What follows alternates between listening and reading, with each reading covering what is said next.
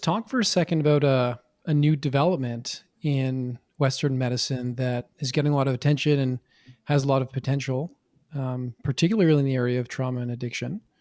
Something that you've been involved with over the last few years, and that's the Psychedelic Renaissance. I Sure. understand that you are involved in holding space and doing integration work around ayahuasca ceremonies. Where do you think psychedelics fit into this whole story? And what are your thoughts on how to most skillfully reintegrate these compounds back into our society, given their checkered history? So, yes, I've been involved with ayahuasca work for about 12 years now, even to the point where at some point I got a warning from Health Canada to cease and desist. Thank you, Health Canada.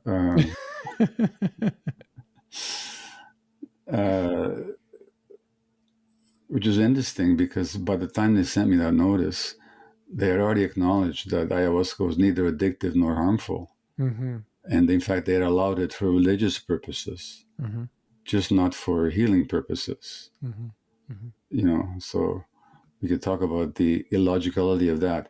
I wouldn't say that the way you framed the question, Joe, is that this has happened in Western medicine. It hasn't happened in Western medicine. It has happened largely outside Western medicine.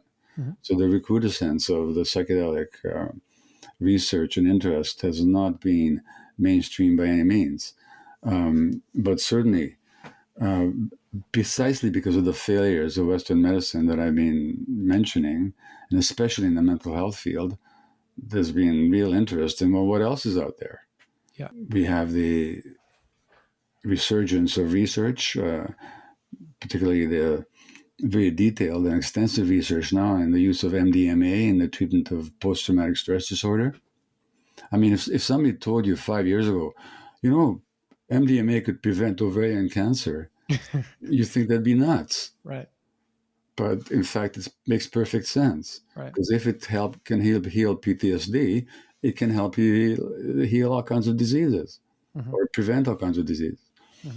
So the studies have been in MDMA, studies with mushrooms now in end-of-life anxiety, but there's nothing specific about end-of-life anxiety. They just allowed those studies because those people were dying anyway. But mushrooms, I know, can help anxiety. They can potentially help stimulant addictions. They've been studied for that now. I've seen ayahuasca, people go through ayahuasca ceremonies and heal from addictions, from depressions, from anxiety, from compulsions, even from severe autoimmune disease. And none of that is miraculous if you actually get that you can't separate the mind from the body, the psyche from the soma, the unconscious, emotional dynamics from our physiology. When you get the unity of it all, then you can understand that anything that can powerfully work with the mind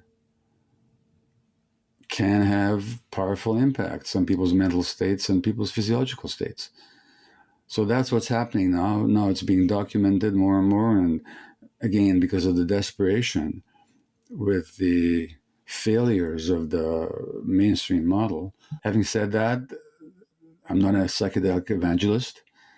I don't think they are the answer for a whole lot of reasons. One of them being is that most people will never have access to it. I mean, under the best conditions, I can't imagine how large numbers of people will be able to be trained enough to pursue these practices, or many people who can afford them. And I, at the same time, I also think that the sources of these problems are social and economic and political.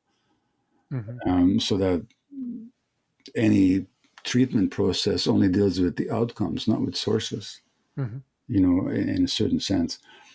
Having said that, given the limitations that we've been talking about, psychedelics are a potentially beautiful modality. Sigmund Freud said that dreams are the royal road to the unconscious, which is true, because the dreams really reveal the unconscious if one knows how to interpret them and integrate one's interpretations. The problem is dreams are really hard to interpret. Freud himself, I think, was terrible at interpreting dreams. I mean, some of his interpretations are hair-raisingly arbitrary, I think. Mm-hmm. But he was certainly looking in the right direction of how do we get at the unconscious? Well, the psychedelics are very immediate ways of consciously getting at the unconscious.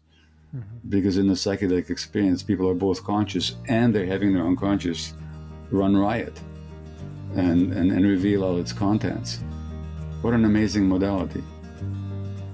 Hey, thanks for checking out that clip of the Mindspace podcast. You can get the full episode here on YouTube or check it out on your favorite podcast platform. Thanks, and be well.